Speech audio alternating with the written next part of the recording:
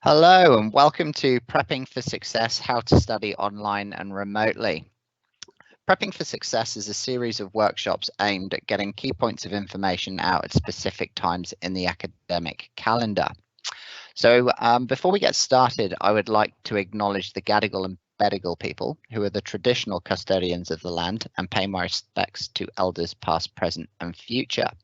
So without further ado, I'll be passing over to Akil and Naveen, who are both cultural mentors that are based abroad at the moment. And also we'll be working with the awesome Semra Taston, who's a student support advisor. So without further ado, I will pass over to Semra.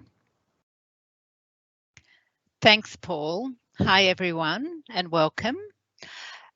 In today's session, we are going to discuss and share some experiences, tips, and information to best assist you to study online and remotely at UNSW.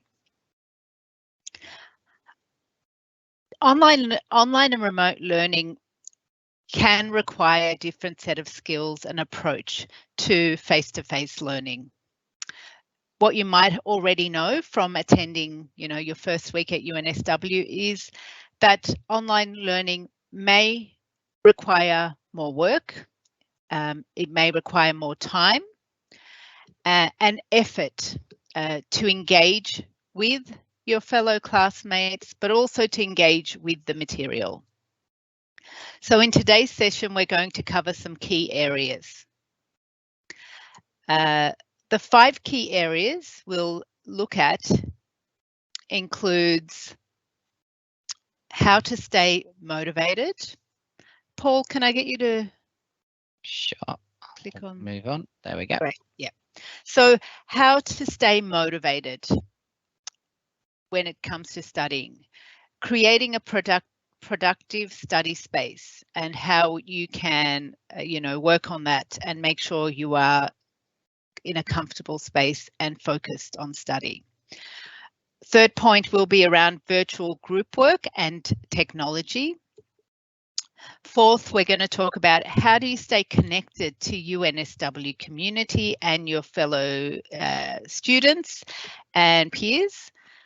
And finally, we'll look at how can you look after your health and well-being to ensure that you are focused and concentrating when you are studying at UNSW. So the next slide looks at some of the challenges and positives to studying online. Like anything, there are pros and cons to online and remote study. And I'm going to ask Akil and Naveen to share one of the things that they found challenging about studying online and how they overcame that challenge. Akil, do you want to start?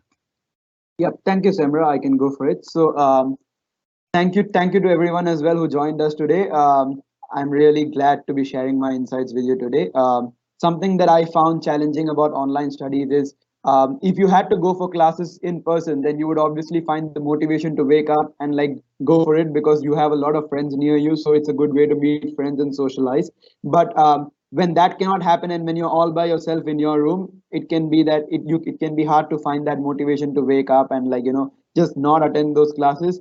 Also, that there are small little things wherein if you do not understand a certain topic in your lecture, you might think okay, it's very awkward for me to ask the doubt in front of a million other students who are online as well. Whereas in person, I could have just gone to my professor and asked them the doubts. As in, I could just take them to the corner and ask them, hey, I don't understand this concept. Can you please explain this to me? So yeah, those are small little things that are not possible online, which could be done offline, and that's purely from my point of view. But however, I feel like this challenge also presents an opportunity because when you do move into your work world in the future, not everything's going to be easy. So you have to embrace these challenges and take it as a stepping stone and a good training ground for those kind of challenges. So yeah, I think if you look at the positives in the challenges, I think it's definitely going to be a good way to go about it. I'll probably go next. So for me, I think the online platform lacks a social aspect Even though online classes have its own pros, it still lacks that in-person relations. Like interacting in person creates more constructive bonds and a camaraderie founded on common work and goals, and many of the supportive attributes for me as a student. So the one way I came over it, I overcome it, is through joining clubs and societies, about which I think I'll be talking more about in the upcoming slides. Brilliant. Thanks for sharing, guys. So it's clear that there are some real positives to online study. It can be convenient. It can be, you can be studying in the comfort of your home. You've got your family and friends back home, and those really strong supports, which can really assist you to address some of the challenges that Naveen and Akhil mentioned. What we find when speaking to other students who are also studying online and remotely is when a student takes a growth mindset, so that is, using these opportunities to grow and develop and learn from, they tend to perform well and to engage more with their learning, versus someone who might be focused or have a fixed mindset. So that focused on the challenges and the things that might be lacking or difficult, that can be really hard to overcome when we pay a lot more attention on, the concerns or the negatives. So I encourage you to consider and reflect on your mindset and how you are approaching this online learning experience, and be aware that you have a choice between, focusing on those negatives and feeling overwhelmed and, drained, or you do have that opportunity to maybe learn from what's happening and to grow and to try something new. So I'm going to hand over to Akhil, who's going to talk and walk us through motivation and how, you can use this to your strength. Thanks, Emra. So at UNSW especially, I feel that motivation is a key part of how you look at things and how you progress with things, simply because we follow the trimester system. So things are really fast paced and it moves at a very quick rate. So if you fall back on things in week one, like it's going to pile up into week two. And very often you find out that the concepts are interlinked. So if you don't get the week one concept, your week two concepts will be like stunted as well. You will not really get clarity on those concepts, so you have to stay up to date so as to maintain pace and like get clear concept clarity, and just so that you don't fall back when like exam period comes by. With motivation, I feel like if you don't have enough motivation, you would like start procrastinating on things, like you would not try to get up to pace with what's going on, and this would lead to a lot of backlogs. I can give you a simple example wherein if you're only doing like two subjects, or even if you're doing three subjects, you might feel that, oh, this assignment is extremely easy, it is due next week, so I don't need to get on it right now, I can easily do it like next week. And then you keep pushing it until a time when there is like only one day left to the assignment, and then you feel like, oh, it's not as easy as it looked like a week ago, and then I have to do a lot of research, but I don't really have the time, so you're rushing against time. You don't find the conviction to do that, and then what really happens is that you just do it for the sake of doing it and submitting. You end up getting much lesser marks than you ought to, because you didn't really realize your entire potential, and at the same time you didn't feel the entire conviction of getting that done. So what just happens is like this attitude flows into other things as well. Like suppose you used to work out daily, you will tend to slack out on those things as well. So it's like it's a very bad effect, as in it creates a domino effect and it kind of affects your lifestyle. So staying motivated is like the best way to go about things, in my opinion.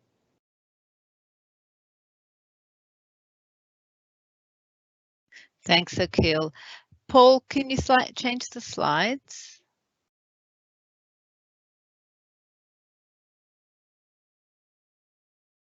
Okay, keep going, Paul.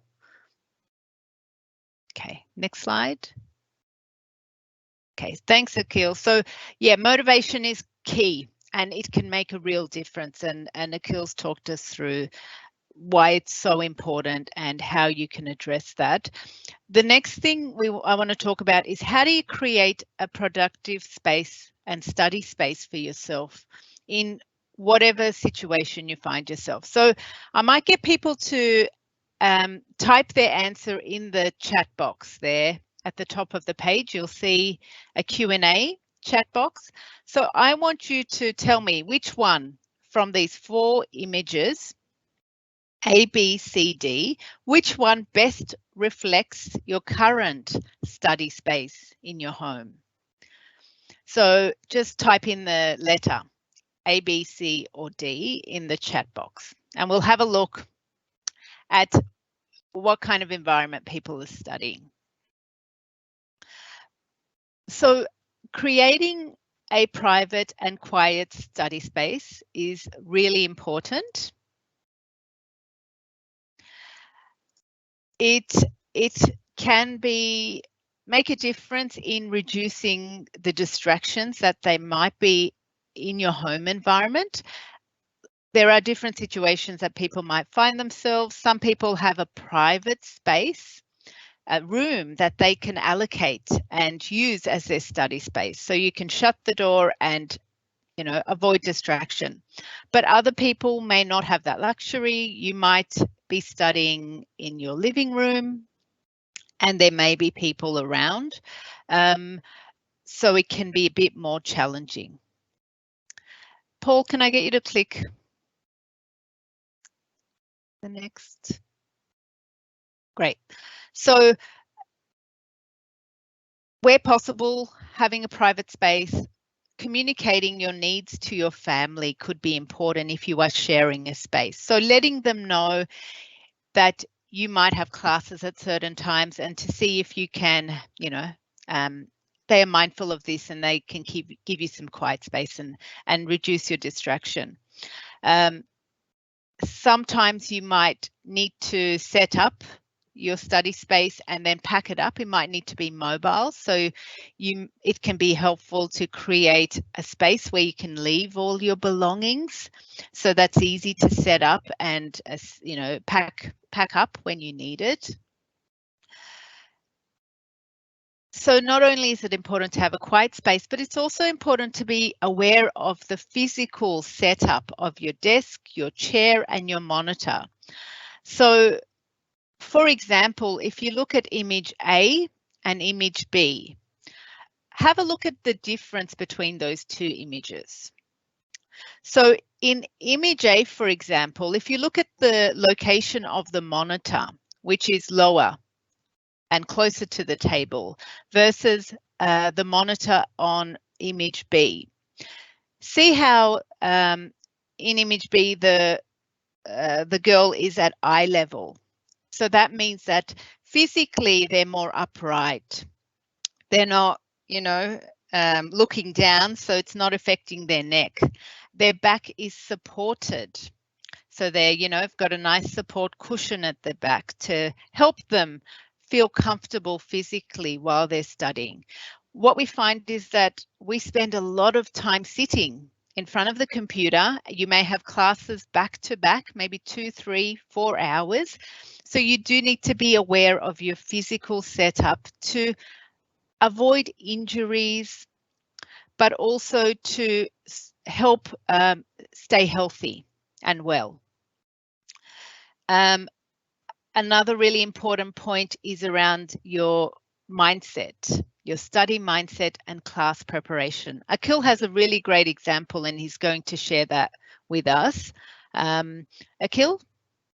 Yep. Just before I share the example, though, I feel like this point that you have mentioned about creating a productive study space is highly interlinked between with the previous point that we spoke about, which is motivation. So if you have a productive study space wherein you have like a fixed table and like you have all your books and monitor kept on one side, like it makes you feel like you want to wake up the next day and study. But like if everything's unorganized, then you feel like, okay, I don't really find the motivation to go through my notes or to like actually find the motivation to start studying. So I think, yeah, that kind of also works with motivation. The more organized you are, the better it is. And yeah, just for the example, which links to this. So I had a friend in my second year of studies at university, who thought that, okay, yeah, like everything's fine. I don't need to wake up on time for the classes. I could just wake up 5 minutes before my class and yeah, just switch on because it's online, right? Like it's fine. Nothing's going to go wrong. And she had an assessment that day in her tutorial. So as you guys would realize, a lot of your tutorials would have participation marks, and these marks actually count towards your final grade. So it's extremely important for you to be alert, as well as like to be participating in these kind of activities in the class. So my advice would be to wake up a little early, as my friend had this experience wherein she thought there would be no problem. She didn't test her camera, she didn't test her mic before getting onto the session. Although she knew the answer, when the professor asked her for the question, she couldn't turn on her mic as the mic stopped working, and like yeah, she lost out on the marks in that tutorial. So that was just because of her complacency, and because she didn't actually wake up a little earlier. She was not alert enough. She was not productive, as in she didn't really like test her device out before the important tutorial. So all these small little things do add up. I just feel like the more organized you are, the more alert you will be, the more information you can grasp during your lectures and tutorials. It also gives you the ability to clarify doubts on the spot, and more importantly, not to lose out on important marks, which you can easily get and like boost your score towards the final. So yeah, creating a productive study space, being in a good frame of mind, and being alert at all times is like extremely key, even if it's online. Like not a lot changes between online and offline lectures. You still need to be alert to be at your productive best. So yeah.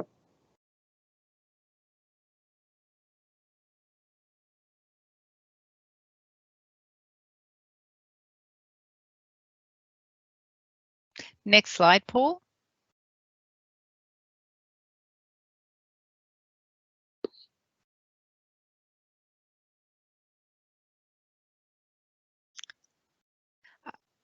I'll hand over to Akhil and Naveen to talk through virtual group work here. Yeah, thank you, Samra. So it is of common knowledge that in your tutorials you will have a lot of group assignments as well in every subject. So sometimes you do not have the liberty to choose your own teams, or even if you do, you will more often than not find that a lot of people are studying in different parts of the world as opposed to you. You will also have to be open to the possibilities that they will be from like extremely different continents. Like someone would be based in like in Pacific, whereas someone will be based in Asia, some might be based in Africa and America. So especially like if you're based in Asia and if there's someone based in America, so the time zones are like extremely different. It's like the opposite. So you have to be accommodative of those facts. And since you cannot choose your groups, you don't really have it in your control as to who you'll be working with. So that is something you have to be extremely careful of. Understand like people have their needs, they do work in different time zones, they have their sleep cycles, and where possible do be accommodative so that you can put the team's goal in front of you. Like don't be I centric, have a V centric approach towards things, wherein you want to work towards the best possible result for the group and not for like your own satisfaction. That would mean that you might have to like mend your sleep cycle, or you might have to be accommodative. Like for example, I was working on a group project 2 weeks ago, and like I had people from all over the world. There were a lot of conflicts within the team, as in like people were not willing to like adapt and adjust. So in the end, like I had to wake up at 5 a.m. for most of our team meetings, but that was fine because eventually that was setting the entire team pattern all right, and like we were just getting things done as opposed to before. So that helps to like resolve conflicts. Less time will be spent on conflicts and more time will be spent on being effective. So yeah, if you could just keep those things in mind when you start working in groups through the term, it'll be awesome. So secondly, I would like to talk about a platform to work on. So I would suggest always to choose a preferred platform to work and make sure everyone is comfortable with the decision. Because for someone using WeChat for a long time, WhatsApp may be a bit alien and vice versa. So if you ask me, I'll prefer all of you to use Microsoft Teams as it works almost everywhere, and most of the professors and uni groups will connect with you through Teams. But that's how I view it. But if all of you and your group members feel any other comms channel would be effective, please do use it as well. The only ground rule over here is to make sure that everyone is okay with the final call as to which platform you're using.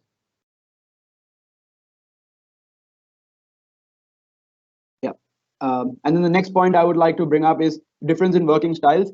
So as you all know, like regardless of if you're from undergraduate or if you're from postgraduate, there can be difference in working styles because everyone goes to different high schools across the world. People follow different curriculums, and like the board. Like some people do A level, some people undertake the IB diploma program. So the working styles are completely different. Although like the knowledge level may be more or less the same, but the way you approach something would be different. And same for like postgraduate students, because you guys attend college in different parts of the world. Your style of examinations and your style of attempting projects will be different, and like team ethics will be different, and everything differs. So yeah, just be a little accommodative, because you have to understand what works for someone else may not necessarily work for you, and vice versa. So the best approach here would be to find out the positives in somebody else's working style and try to imbibe it into your own working style. This will help you to grow as a person as well. And like, yeah, if you can build on your skills with like somebody else's skills as well, then it's going to ensure that you develop as a person, and also like the team's goals are like met eventually. So yeah, do not be harsh on someone. You have to understand that people are coming from different backgrounds, like especially when people are just out of high school right now. It is a little different, because in high school, like teachers do help you out to a certain extent, wherein like they guide you, but over here, like it is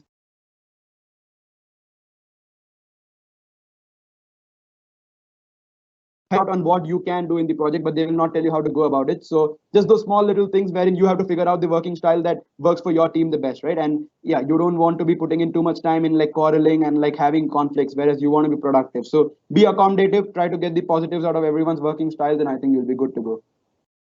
Uh, Finally, talking about team dynamics, I really can't stress the importance of it because they impact creativity, productivity, and effectiveness. Since group work is very integral part of your assessments, so improving group dynamics can lead to not only better outcomes but better results as well. So one of the examples is when I was part of the innovative case competition representing UNSW. I was part of a very diverse team from different educational backgrounds, and we, instead of directly jumping into the project, we took our time to form together as a group and brainstorm and norm to understand our strengths and weaknesses. And honestly speaking, that helped us not only set our individual and group goals, but that was a main factor for us winning the group because we worked according to our strengths and weaknesses. So that is something which I'd like to touch on as well. And moving on, can I have the next slide, Paul?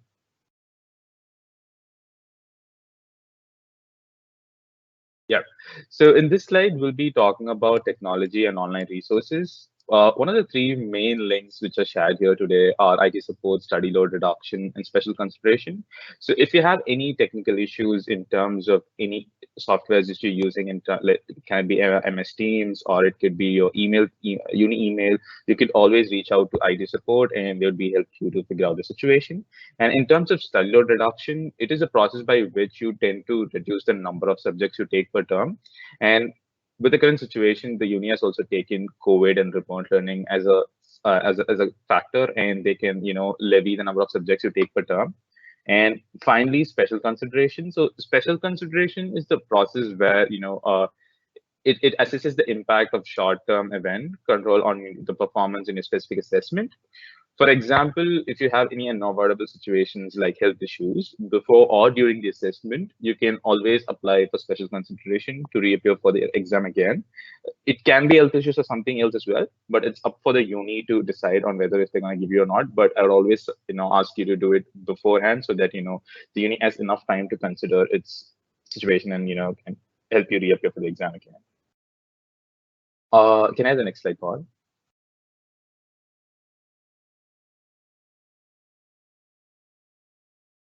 Thanks. So in this slide, we'll be talking about how to stay connected with the UNSW community. First is making friends and connecting with the online community. The community. So the first and foremost is the groups and societies. Joining clubs is what UNSW is all about because it's one of the greatest way to get into social and get active and make the most of your time at uni. And there are more than 300 societies and clubs out there. And honestly speaking, that you're actually spoiled for choice here. And there are so many societies, like just under business, there'll be more than 50 plus societies, similarly in engineering and whatnot. Even if you're into something like food, there is food societies, there are movie related societies, there's gaming societies. We also have Coffee Appreciation Society and Dog Appreciation Society and whatnot. So I'm pretty sure there are so many societies out there of your interest where you can meet and connect with your peers with the same interest. But even if you're not able to find your own society or your interest, there's no worries, because ARC and university will help you form your own society. So that is something which I would suggest you guys to go forward with. And in terms of mentoring program, there is peer support available for each and every international student through Cultural Mentors program, where it introduces international students to a senior student mentor. Like myself and Akhil, we are senior cultural mentors, and we are available to answer your questions about learning at UNSW or living in Sydney, and also help you provide students with insights into Australian cultures and customs. And second is how to get involved. The most important is past classes, because they are like a great example of how learning support can take you to the top. As these classes are taught by students who have previously aced the course, you'll pick up all sorts of tips and tricks, and you can also build your peer network through it. And the UNSW community, even though it's diverse, I would also say, like, the only way to get involved is to go forward and be part of online workshop and activities. So I would ask you to attend as many events as you possibly can, and also look out for the newsletter and the Microsoft Teams group to get involved in all the student community activities and events throughout the term. And finally, creating a study group. So right now we are all offshore. So I would suggest you guys to reach out to your classmates when you do your subjects. And if not, you could always use the Facebook group, where it's called the UNSW discussion group, where you can go there, you can tell the course you're doing, and people would come and help you form a group. And honestly speaking, the reward can actually outweigh the risk. So I would ask you to go forward and make sure you put in whatever you feel in the initial discussion group in Facebook, and make sure you form a group there.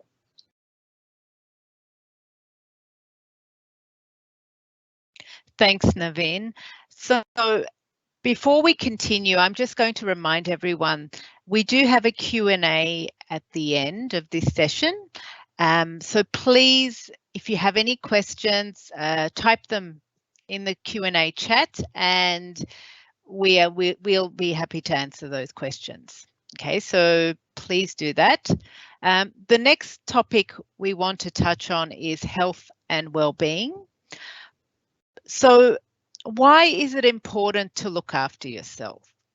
Why is it important to consider your sleep, what you're eating, connecting with friends, and spending time socializing? Why are these things important? What I hear a lot from students, and I know Naveen and Akhil also share this, the term is very short and quick. 10 weeks of classes followed by exams is a very fast-paced environment. So making sure that you are at your best, that you are healthy and well, will make a difference in your focus, concentration, and your performance in class. So it's crucial. Without good health and well-being, you may find some challenges with studying. So what we know is that studying and learning new things at university can be high mental activity and require a lot of energy. So unfortunately, you will not have endless supply of energy and concentration. There will be a point where you will need to rest and, make sure you are getting good sleep and well, so you can go back and study more and more each day. So the things that you can do to help you achieve your best when you are studying online is looking after your sleep and making sure that you do get sleep. They say 8 hours of sleep a day is really important. So along with having a good night's sleep is knowing when are you most productive? When do you perform at your best? When do you find that you are able to concentrate? Some people are early birds. They like to wake up early. Like Akhil mentioned, he was up at 5 o'clock to do his group work. Other people like to work at night. So we all have different body clocks and preferences. So knowing when is your best and peak time is really beneficial, so you can allocate hard tasks, energy draining tasks related to study at those times. It's really important to have a study life balance. So here we're talking about making time for study, but also making time for fun, socializing, spending time with family, friends is really important to give you a break from, you know, mental activity that you are doing as part of learning. Along with regular breaks and, you know, time away from the screen, it's really important to incorporate physical activity to your day and to your week. So exercising regularly, making sure you look after yourself physically by, that could be walking, it could be playing sports, it could be exercising at home or at the gym. Physical activity is linked to high performance when it comes to learning and mental activity. We see this a lot when we do work with students. We find that people who are physically active tend to be more energized, appear to feel more positive. So there is a strong link between physical activity and mental function as well. I've included here some links to websites, university websites, where there is resources and information about your well-being, how to maintain well-being, but also how to manage your sleep if this is an area that isn't great, or you're struggling to get enough sleep or have a routine. So please have a look at these websites for more information. The university cares about your health and well-being, and therefore they do have a lot of information for students to work on this area. Finally, before we finish up, I want to share with you some information about the university services that are available, and I've listed this on the next slide. So on the yellow box there on the right-hand side, you'll see the student support team. So that's the team that I work for. I'm a student support advisor at the university. We are available for students to book appointments to talk to me or my colleagues. We have 7 advisors in the team, and you can book an appointment and talk to us about academic and educational matters.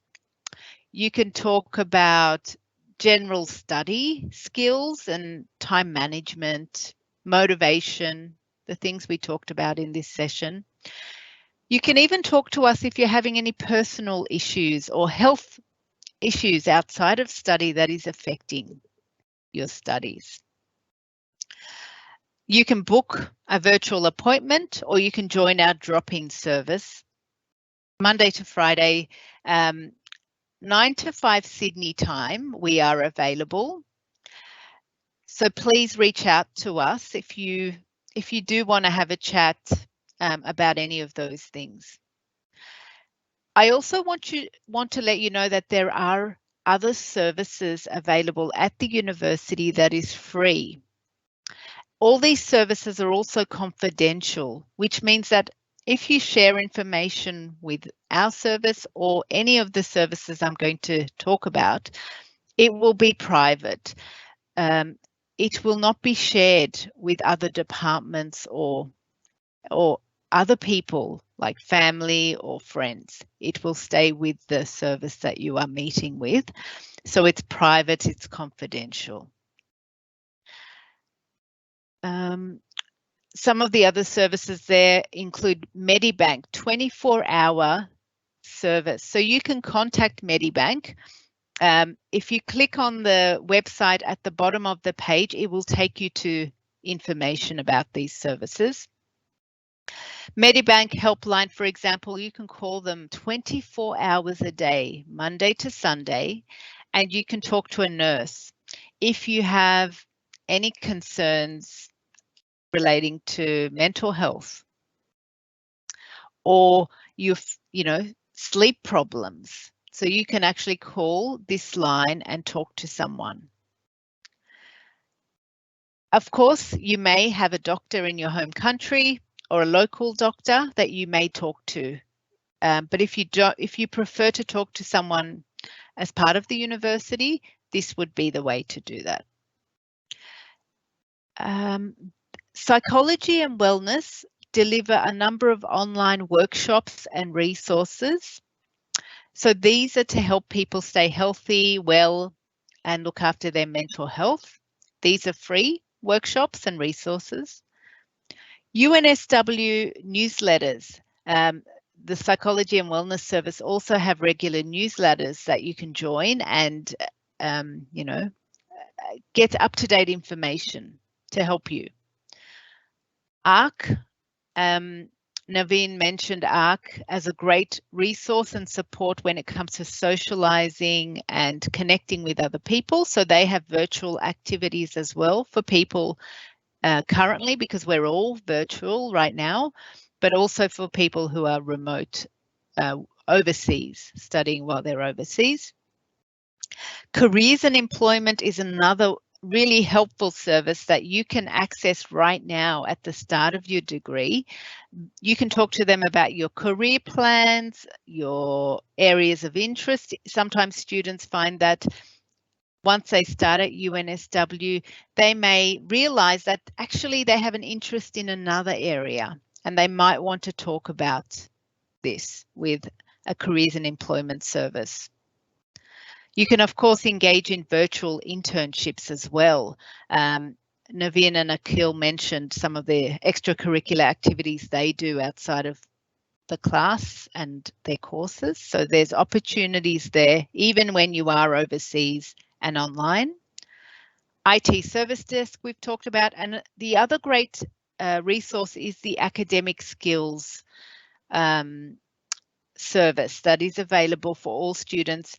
If they want to develop, if you want to focus on actual academic skills, so here we're talking about writing skills, reading skills, critical thinking, presentation skills. It could also be group work. Sometimes there are challenges. So you can actually talk to an academic skills facilitator to develop these skills through one-to-one consultation. So these are some of the key services, and there are others. So please have a look at that website we've included there to find out more. Okay, so we've come to the end of this presentation today, so we do have a fair bit of time now to answer any questions people have, and really make sure that, you feel ready to study online and you get the most from your studies this term. So we are monitoring the Q&A to see if anyone has any questions. Yeah, feel free, the little Q&A button, the speech bubble with a question mark. If you've got any questions that you'd like our panel to answer today, fire them on through and I'll read them out loud. But perhaps to get started, I'd like to ask Naveen a question. So you gave some really great tips in terms of motivation, because studying online can be particularly challenging. Could you give us 3 examples or 3 hot tips of how you've kind of managed to stay motivated while studying online? I think for me, motivation came from the fact that I was there in Sydney and now I'm back in India and have to do a lot more stuff for me to adapt to the present scenario. So that was one of the main motivation factors. And another thing which supports us is the fact that doing things online, we have a lot more time to do this stuff. and to upskill ourselves in different ways. Because when I was part of uni, you have time is split in between so many things to do. Travel takes a lot of time, and you have your own chores to do. But now that you have a lot of time left, like I spent my time on upskilling. So that is number two. And number three, which kept me really motivated, is thinking about the future because I have my own short-term and long-term goals, and that keeps me motivated every day. And that is something which I'd suggest the students as well to have their own mentors. It could be their senior students, or it could also be someone in the university. They could talk to career coaches. Understanding their short-term and long-term goals would definitely help them keep motivated as to where they're going. Brilliant. Thanks so much. I'd like to pass over the next question to Akil. I'm just wondering if you could give us some tips on what's worked for you in terms of staying connected, because obviously studying remotely and being overseas can be really challenging in forging connections both with academics, the wider UNSW community, and your fellow students. I'm just wondering if you could impart some advice about what's worked for you. Yeah, thanks for passing this question on to me, because I feel like I was in Sydney for like quite a few months before the lockdown happened, and I feel like I made more friends online as opposed to in person, and that could just be part and parcel of the fact that maybe the longer you are in university, the more open you get towards things. So you don't really tend to be shy. Like initially, you might be a little shy. You would think, oh, what would people think of me if I do approach them? But yeah, that's not the case anymore, right? Like I have opened up because I do know that okay, everyone's in the same boat as me. Like everyone feels the same thing, so someone has to take the first step, and if someone takes the first step, people tend to more often than not, like they would just like be more welcoming, and they would try to talk to you. So in that way, I would think in your courses, like that's the best way to make friends, because that's where you will find like like-minded people. If you do realize, like Naveen mentioned, you can find the UNSW discussion group where people post about like making group chats for a certain subject for that particular term. So if you get into that group chat, you will realize that okay, people do have doubts that you have previously had, and you have understood, and like you have found a way out of it. So you could explain it to them, and like that's how like you start building a conversation with like-minded people. Once you exchange your thoughts about the subject, about like how you go about your studies and stuff, that way you tend to make more friends. In that way you try to like get to know more about them, and eventually like from experience, like I'm not sure if this happens to everyone, but from my own experience, I've realized that conversations do move into like social topics as well. It doesn't really remain into like just subject specific. So yeah, that is like the way a friendship starts, and like if you do build on it, then obviously you tend to make more friends in university. And because like you need to do 8 subjects as an international student in every term, so that just gives you a new opportunity to meet more and more people every term, right? Like you're doing 8 different subjects, you come across different people all the time. So yeah, feel free to put in your doubts on the group chat, text people who you think have similar doubts as you, and like connect with them, talk to them about the subject, make social relationships. I would strongly encourage you to join clubs and societies like Naveen said. Also be on the lookout for like university competitions, intra university and inter university, because that's a good way to like make friends from outside university as well. UNSW facilitates a lot of these competitions with other universities as well. So yeah, you can get to know a lot of other like-minded people who are studying the same subjects as you, and that's how like you pick up those skills. And like of course the icing on the cake is that once you do get to Sydney, you can like meet these people in person. So yeah, I think that's something that keeps you motivated to like build these social conversations and keep up these friendships for a long time. You never know who helps you when. It might not just be academic right now. When you need a job later on, these people might be like good networks to have. So it is really essential to like keep a lot of people in your connections, and just for your own social well-being as well. Brilliant answer. Thanks so much, Akil. I'd like to throw the next one over to Semra. So obviously we've all been working from home and studying from home for quite some time now. What are your hot tips in terms of having a productive study or workspace? Okay, so what's my tips? Look, everyone's different, and we find that sometimes it's about trying new things and figuring out what works for you. So that's something I've learned a lot from talking to students, is that there is no one right thing. no one thing will suit everyone. So it's very individual, and sometimes it's, you know, trial and error. So just trying things. But something that really does help is, you know, look, having quiet space. It can be really easy to get distracted when you are working from home. So, you know, blocking out distractions is one. What I find really helpful, or other students have, is actually having headphones on. Sometimes that in itself, even if you're not listening to anything, can help you, you know, focus in. I know some students have talked about music in the background, calming, you know, music might help to stay focused. Physical setup to me is really important, and you know, when you are sitting for long periods of time, it is good to make sure that you do have a good setup. So, you know, the location of your monitor doesn't have to stay on the, you know, right on the floor. You can elevate it. I do that by putting books underneath it to make sure it's eye level. Taking regular breaks. So how often do you need to move? Sitting in your spot for 1 hour is a long time. So, you know, every 25 minutes, 30 minutes, get up, move, have a stretch. What can be really helpful is to make sure that you have, you know, a glass of water or bottle of water next to you when you are studying. So you are drinking water, which also means then that you have to get up more regularly if you're drinking water and you're moving. So they're probably some of the key tips.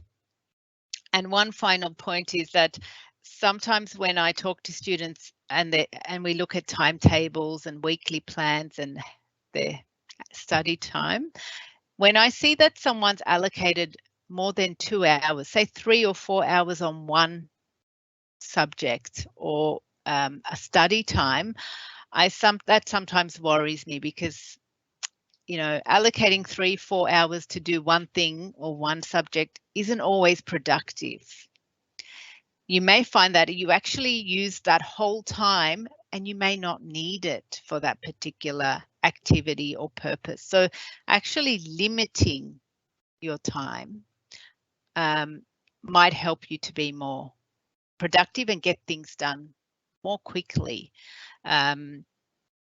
You know, and Akhil and Naveen might have things to share about how, you know, how long do they sit in one spot to do their study work? How frequently do you change your topics or your subjects when you are studying outside of the classroom?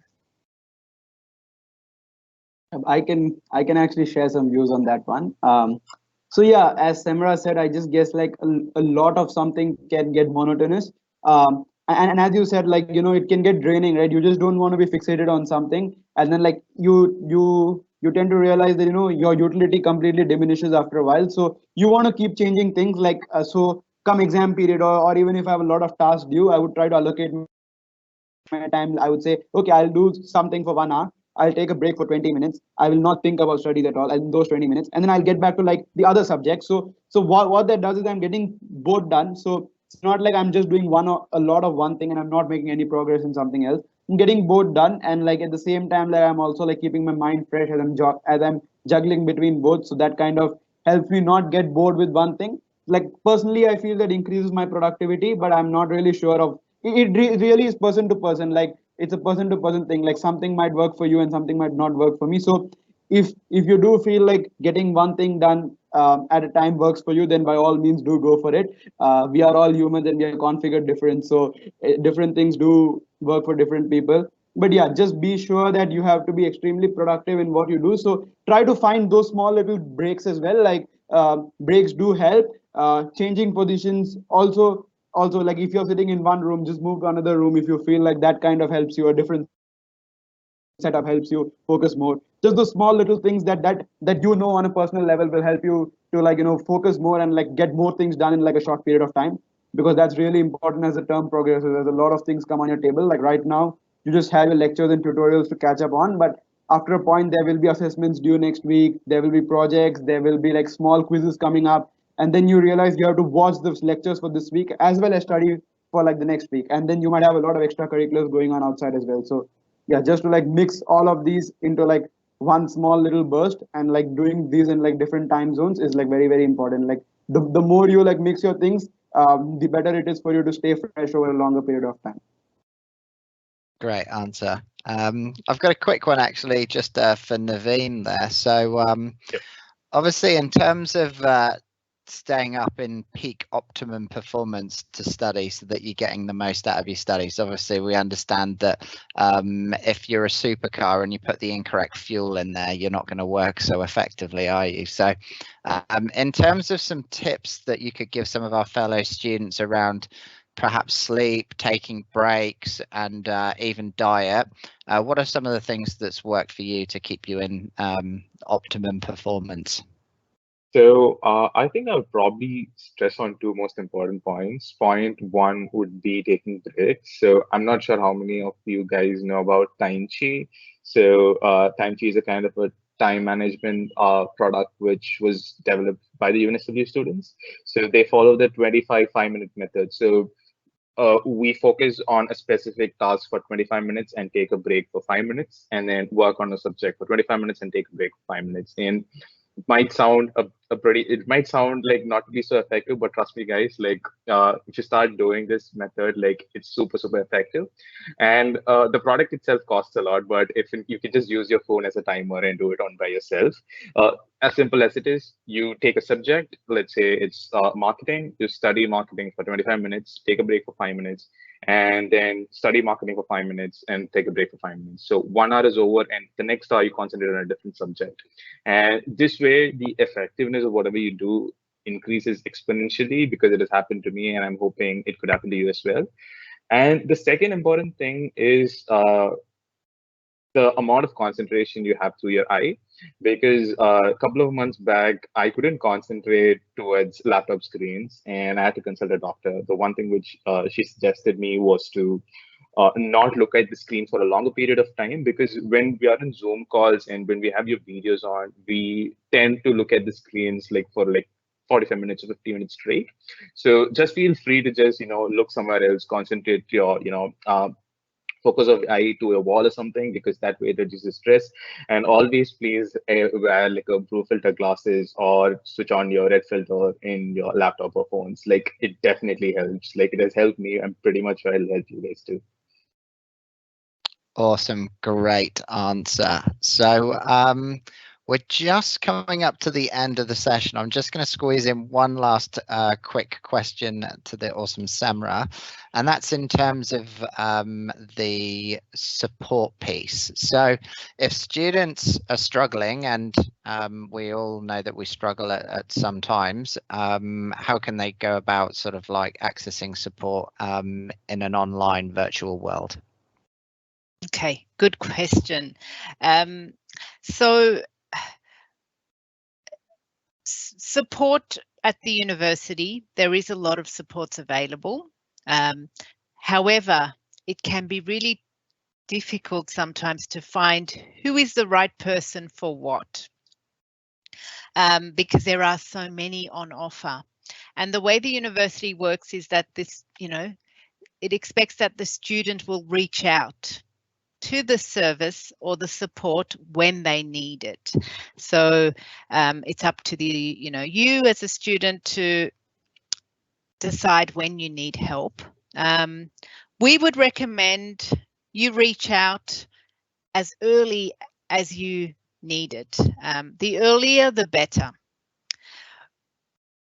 When, and this might be a feeling you have that, this doesn't feel good, or I'm not sure if I can do this, or it could be you got your first assignment and it's not what you expected.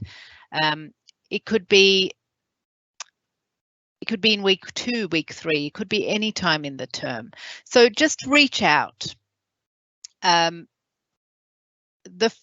good first place to go would be the Nucleus Student Hub, and I will include a link to the Nucleus Student Hub. So this can be a good first place to go if you're not sure where to go. You're not sure if you need to talk to your faculty or a support service.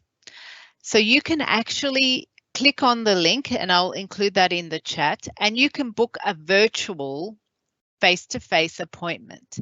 So that means you can talk to someone, a staff member like we are here on Teams, and they can then guide you to the right place to go. Okay, so that's a good first place to go. If you know that you want to talk about study habits, time management, goal setting, you want to improve how you study, or there are some personal things in your life impacting you at the moment and making it difficult, you can book an appointment with the Student Support Service. That is the service I work for. Two ways to do that. You can book an appointment, pre-booked appointment time, or if it's more urgent and you want to talk to someone sooner, you can actually join our virtual drop-in service. So this means there's a link, and I'll include it in the chat. You go to this between 1 o'clock and 4 p.m. Monday to Friday Sydney time, and you join the queue. And then when you come up to the front of the queue, we will contact you via Teams or a phone number. So we can call international phone numbers as well. So if you prefer a phone call, we can do that. And then we can have a conversation about whatever you want to discuss with us. So I'm going to include those links in the chat box now. And look, for some reason, if you need to talk to us outside of those times, maybe we can organize that if that is, really important. Definitely we can look into that case by case. So please reach out.